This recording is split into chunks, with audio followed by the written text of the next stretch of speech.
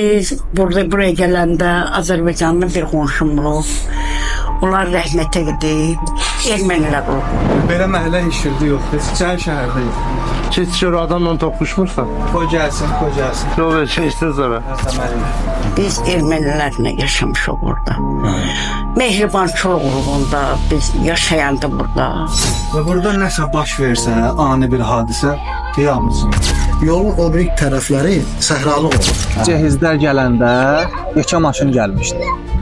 Cehiz maşının saxlatdırdığım şeydə girə bilmədi də, yarı yolda ilişdi. O vaxt ora zoopark deyilən bir şey gətirirlər. Gərək onları el eləyəydik ki, bizi oradan tədirgün saldı bax. Bu ermənilər elə qırılsın, biri qalmasın.